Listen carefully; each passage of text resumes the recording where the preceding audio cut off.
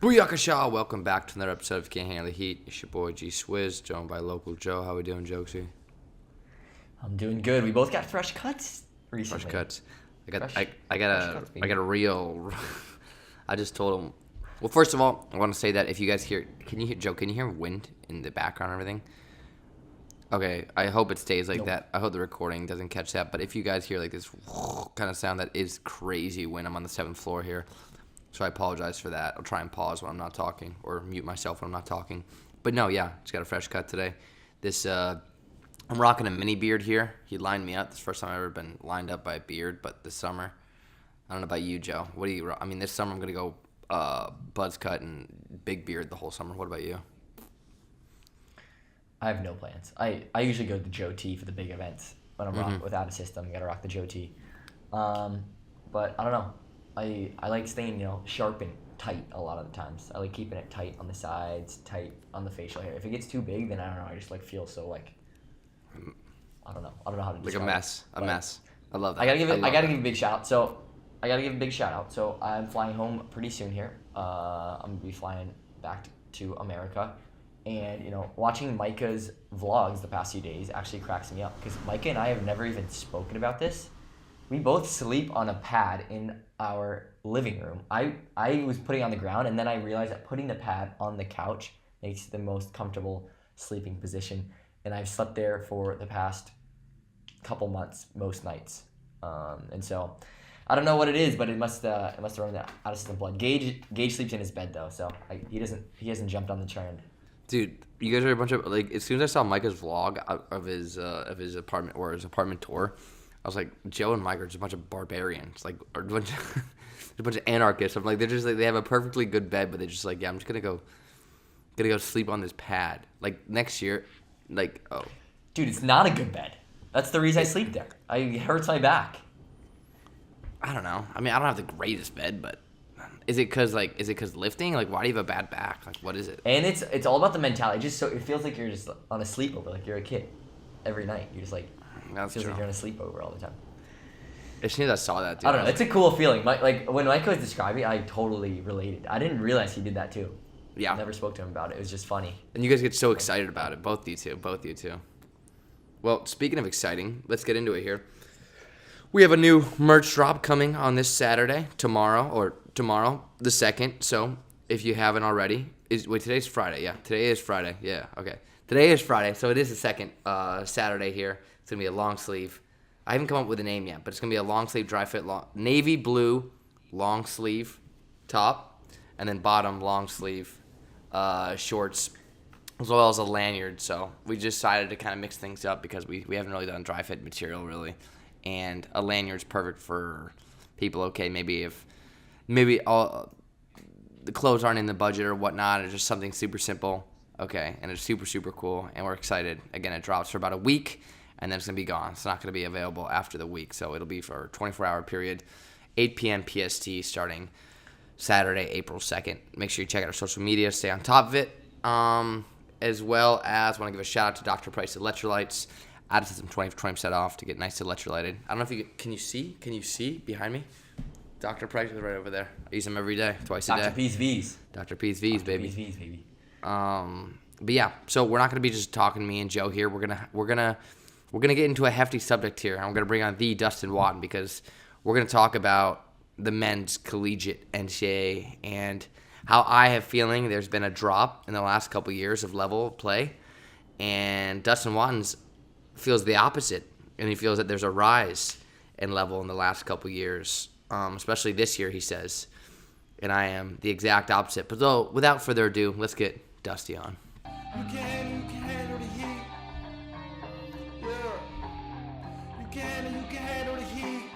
We're joined here by American libero in Poland, as well as Nosy Buckets founder, creator, the president, Dustin Watten. Dustin, thanks so much for hopping on the pod, man.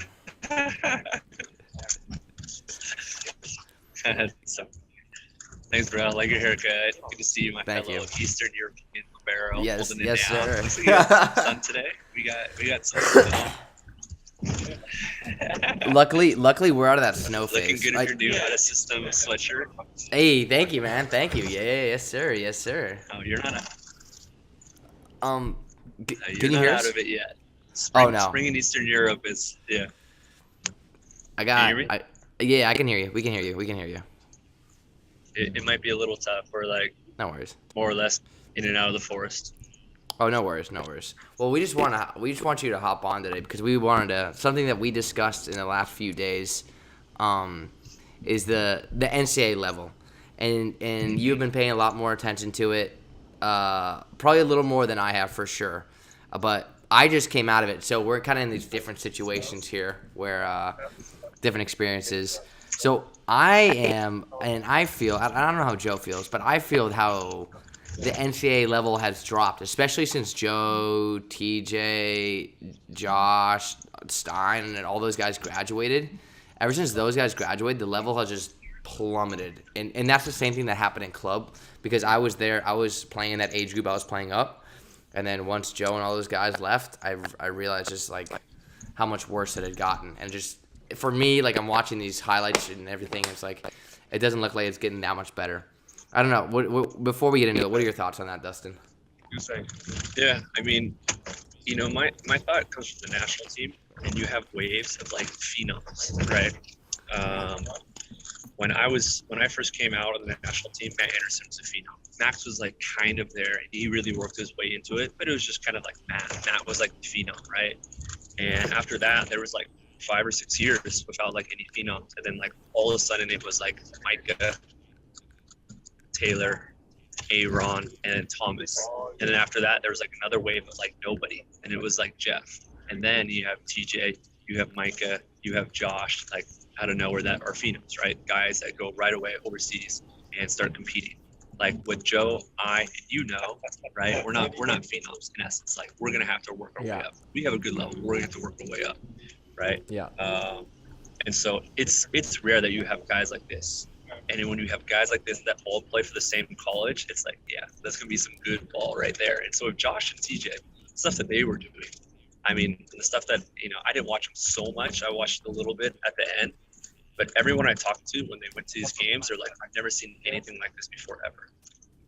And so, I mean, those guys are the top of the top. But what I've seen this year is a good competition, Everyone, I think, is competing. And just like waves of phenoms, you have waves of underclassmen, upperclassmen. And with the COVID year, you have a lot of these guys that happen to be 3rd, 4th, 5th year guys. Spencer is a great example of this. He's in his 4th year, even though he's a junior, and he made a huge leap. Who else? UCLA has a ton of guys. Penn State, they have all their returners. They're seniors. They might have another year with the COVID year as well. And so for me, it's just a much higher consistent level, especially the one I saw last year. Seen a lot of good teams from the Viva doing some things, even McKendree beating Pepperdine as well. And so for me, it's been really fun to follow, but even more so now, with USC playing UCLA, you got Long Beach, Hawaii coming up too. So we get to see some of these conference matches. But for me, it's been really fun to see working with a couple of these collegiate athletes, NAB athletes, one-on-one. So I watch a lot of their film, and I've seen pretty good level. So I want to kind of backtrack here and then I want to go over 2 points here. The first point about being, again, and Joe, I want you to chime in and hear if I'm wrong here, but about like his year and his class and whatnot. And it wasn't, for example, it wasn't just Long Beach that was like really good that year. It was like, I mean, I don't want to just put Hawaii. We were right there with him and everything, and then even Santa Barbara, and there were other teams that challenge. It wasn't just like Long Beach, Hawaii. I mean, obviously we were the top 2 teams for sure, but there were other teams still challenging each other, challenging Long Beach, challenging us, challenging other teams. Where I would say that year the 5th best team, maybe actually I wouldn't go there, the 4th best team from that year, which is what, like Santa Barbara or who's the other team? Even like Lewis from that year is much better than Lewis from this year. And the second point is the only reason why we won the national championship was because we kept players from that year. And everyone else kind of graduated so we kept the right people from that year in the right places, and we had the right amount where we were able to win. We were nowhere near the level of play that we were the year prior, the 2 years prior to that. Like our 2021 team would have been thrashed by the 2019 team or a lot of the top 4, top 5 teams from that year. It was just we kind of kept the right people in those places, and that's the thing that I see this year is like, okay, and I bring this up with you, is like when you have top teams, right? Okay, well, if you have like a lot of changing of the guard, which you see a lot of this year, you see the same kind of top 4, top 5 teams, but it's a lot of losing, inconsistent. It's either one of two things. Either it's really high level or it's really not that high level because you see not a lot of consistencies. And for whatever reason, okay, maybe they're young or whatnot. But for me, it's like, I don't know, just seeing even like the older players this year, it's just like not as good of a level as the year prior, and I feel like it's just more inconsistent than it is a lot of good players and a lot of good teams going around. That's how I feel about it. Yeah, just a devil's advocate, remind me, when you guys were in the finals against Long Beach, it was something like a combined, you guys were like 64-2 on the season, and I think the only 2 losses were against each other, something like that. Yeah. It was like you guys were pumping teams, and so for me, the thought is like, Ball State beats Hawaii twice. You see Lewis sweeping UCLA at home. Lewis is barely top 15. They're almost at the bottom of the Viva. You got San Diego whooping teams. You got gutted Stanford beating SC.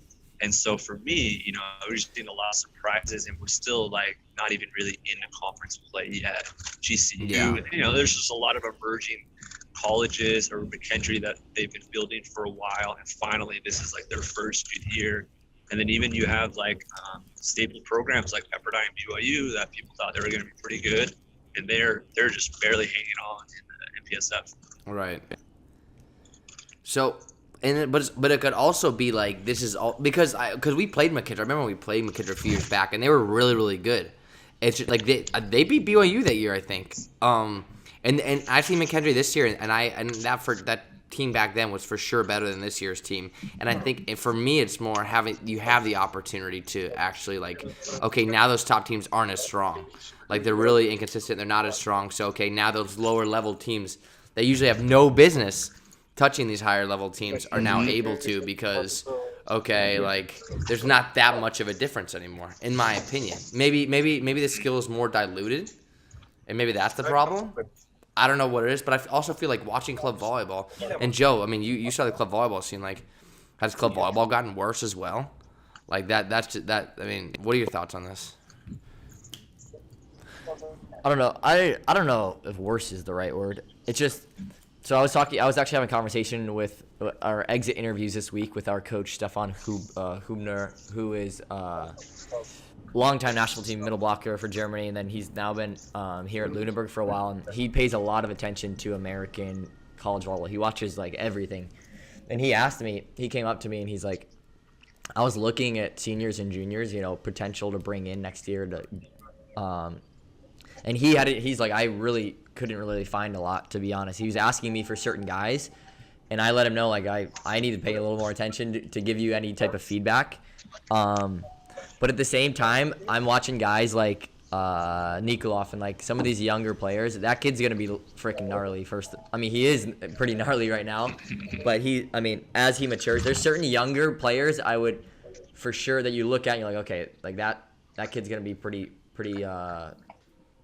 nice in a couple of years here, and for me, I don't know. It's difficult because like when you're in the competition, when you're in that division and in that kind of at that level, it's hard to like judge versus other years. I don't know. It's really complicated. Like for me, watching college volleyball, I think it's the same for all 3 of us here. You watch it, just like you just look at how much you've learned from that point and like stuff that like, oh, I wish I had known this when I was playing college because that would work so much when I watch it. And so it's just like a back and forth sort of battle with that. But I think at the younger level, like the younger classes, there's some really, really impressive talent. Up in the older classes, I could see what Gage is saying in terms of, just the, like you talked about, Dustin, it's like that kind of phenomenon coming out. Like, I don't see anybody junior, senior coming out like that in the next couple years. And so there's points you guys both make that I 100% see. But at the same time, there's not like one side that I'm like I would fully like jump into, so to speak. Like, I wouldn't say that the level is severely dropped off, and I wouldn't say like it's at the all-time highest, because I don't see it either that way, so to speak. I see it kind of like somewhere in the middle at this point. I think, maybe we could find a middle ground where it's like it's one of those cycling years where, the best two teams in the country, I think Long Beach and UCLA, and I could be wrong, I don't know UCLA's roster so well, but I think both teams are returning all starters for next year. I think maybe UCLA's libero is the only guy that's not coming back. So you have the top two teams in the country, and they don't even have one senior. So it's just kind of like one of those cycling years where there isn't like a dominant team that's been building for a while, has a lot of seniors, and that's probably why you have more parity. And then teams like San Diego, who don't have any scholarships at all, can compete. Stanford's playing well. Even NJIT and Princeton are playing some good ball. That's true. That is true. I think it's probably more inexperience in the younger. I think just like I said, it's a cycling year, and the better players are the younger players, so that's why you see a lot more of these younger teams beating up on them. Well, you see a lot more teams that usually aren't beating top teams. Who do you have winning it all, Dustin, this year? Just out of curiosity. I got Long Beach. I got Long Beach and UCLA in the finals. That's a safe bet. That is a safe bet for sure. And then you have Long Beach winning it. I think Long Beach just has to figure out. They have to dial in their middles, get them some more consistency, where Aiden can feed him just a couple balls. Right. And, what we're able to see so far, UCLA was scheming a lot on Long Beach blocking wise. Clark, the opposite, was able to punish them. Clark isn't naturally an opposite, but he's just so consistent. He's able to dig balls. He's able to pass forward. And if you trap on Long Beach, he's going to be able to kill it. If you trap on Nikolov, he'll still be able to kill it. And so I think with Long Beach, it's just going to be the serve and pass battle.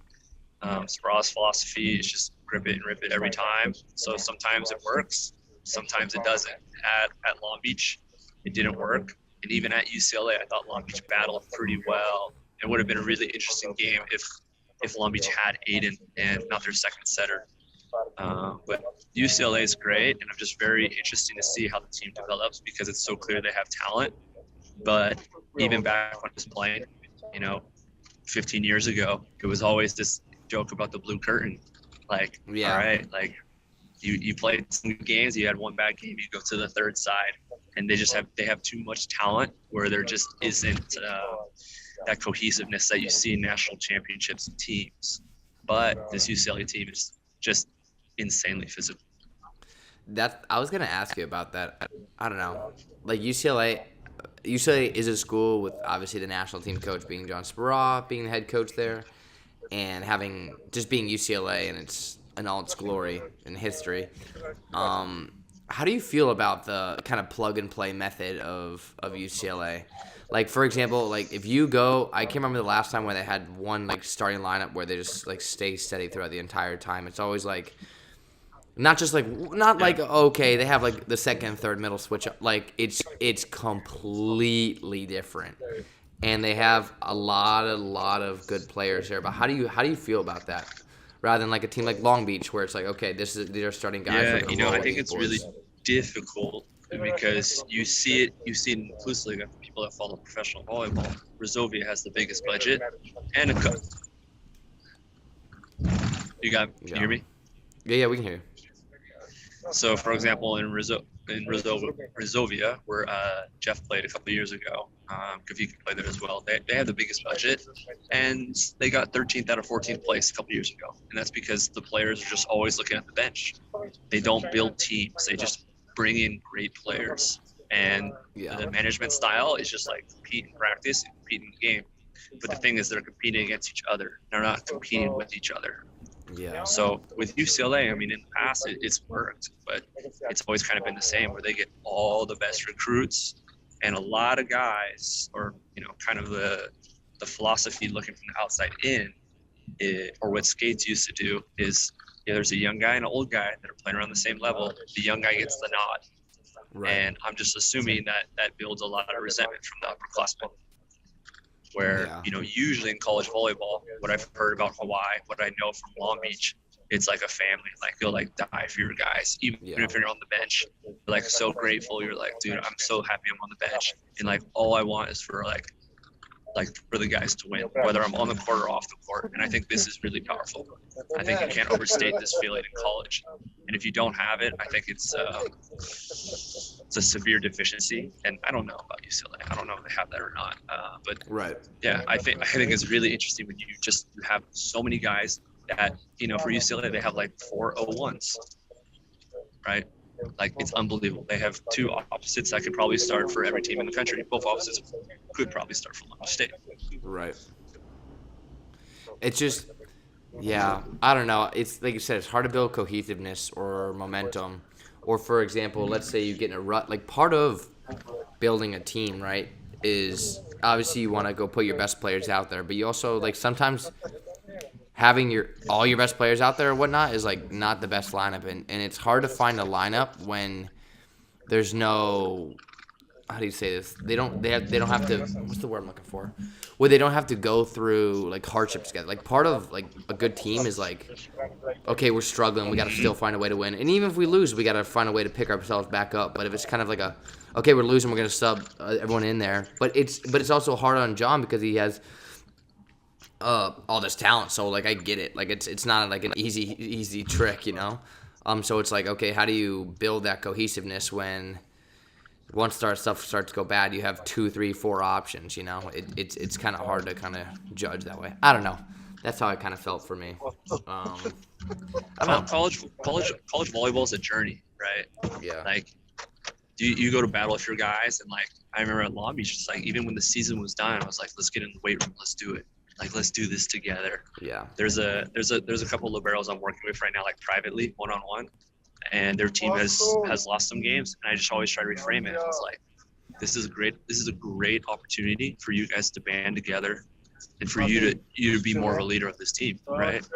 Yeah. And like, when you have that core group of guys and go through that failure, you build that trust. You have that deep trust. So when you do get in those thick and dark games, like later in the spring, you look around each other and you don't have to say a word. Yeah. Like, you go into war. I'm gonna brown nose Joe did a really good job on the outside, looking at him, like leading without having to say a word, right? Joe does a good job with this. I think Mike Christian does a really good job of this. Like this, like deep leadership where you don't have to say anything because you've said it and you've done it in the past, right? Yeah. And so I think being able to communicate like that and have that stillness, confidence in tough moments, rather than look around you and you're like, well, shoot, who are they going to bring in from the bench? Are they going to take me out? Like, who's out? Yeah. And then, like that anxiety and insecurity doesn't allow players to be present and trust themselves.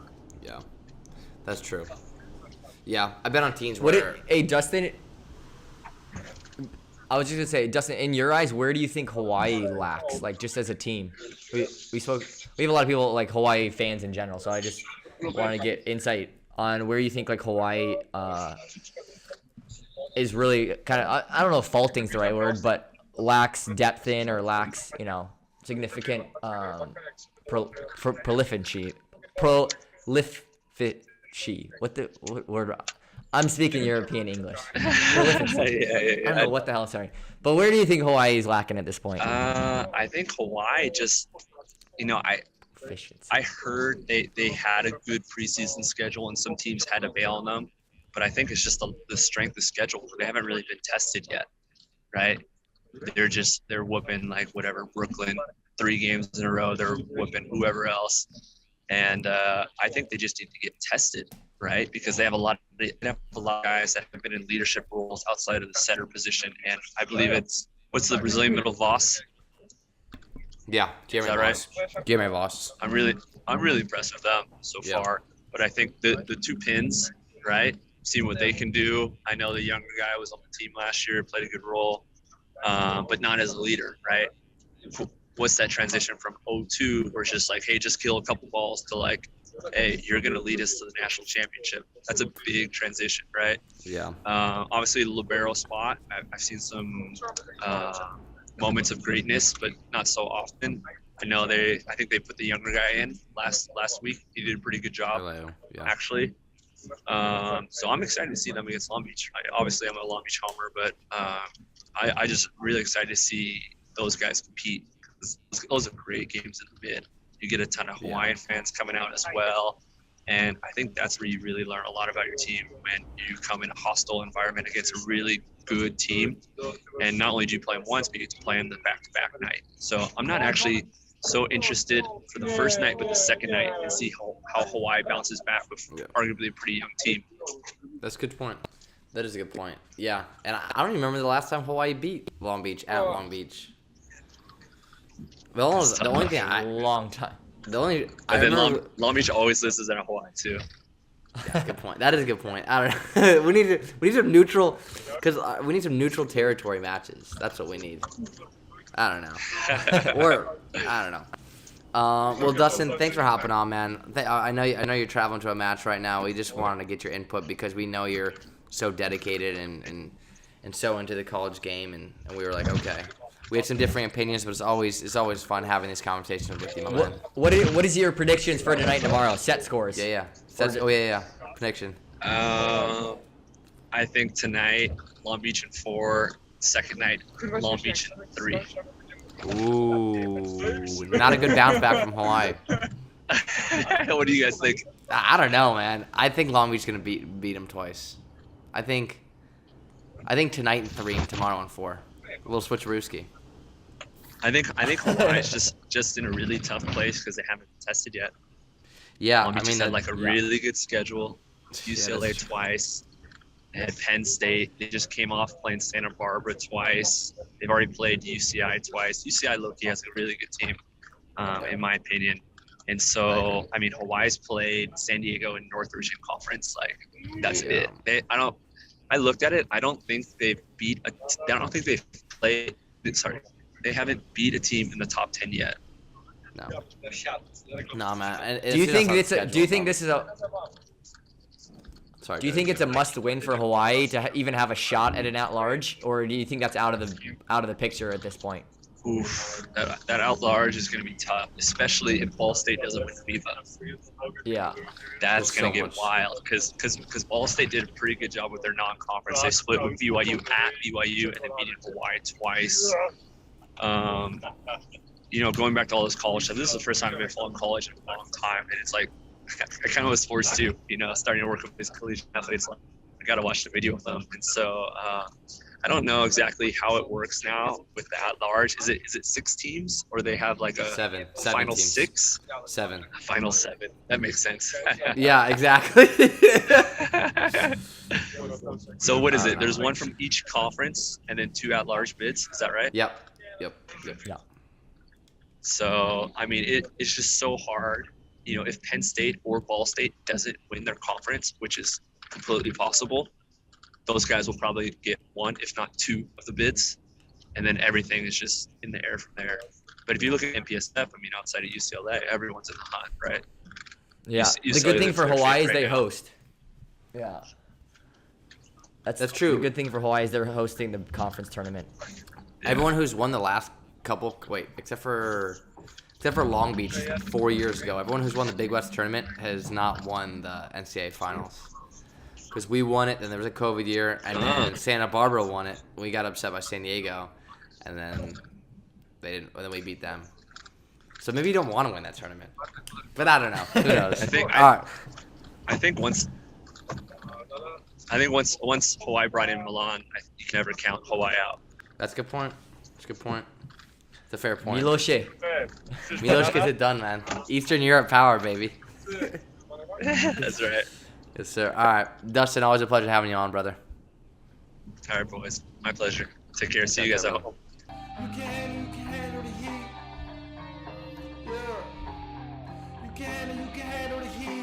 Always a pleasure having Dustin on, playing because he has an open mind, plays devil advocate, and he listens to other people's opinions. And I like to think we do. I like to think we do the same here. Obviously, I'm out of all 3 of us, I'm definitely more the stubborn one, but it's good kind of hearing. I think for me, going from that kind of going into this scenario, I thought that it was not a trash year, but not a great year. But I think it's more of a recycle year, and I think the top players are young and they're just inconsistent right now, which makes a lot of these teams vulnerable. You know what I'm saying, Joe? You picking up what I'm putting down? I'm picking up what you're putting down. There's young players. The Nikolov kid is for me. That's the athlete right now at the collegiate level. He's gnarly. The funny thing is, anybody who pays attention to international volleyball, Alessandro Micheletto, they're in the same class, and they played U21 World Championships this past year. Yep. And wait, no, they're not. No, they're not. Nikolov is younger. Nikolov, he played U19. Micheletto played U21. Okay, then I misspoke. Thank you for correcting me. Gotcha. But it's crazy in Europe right now. Some of these young kids coming out, it's gnarly.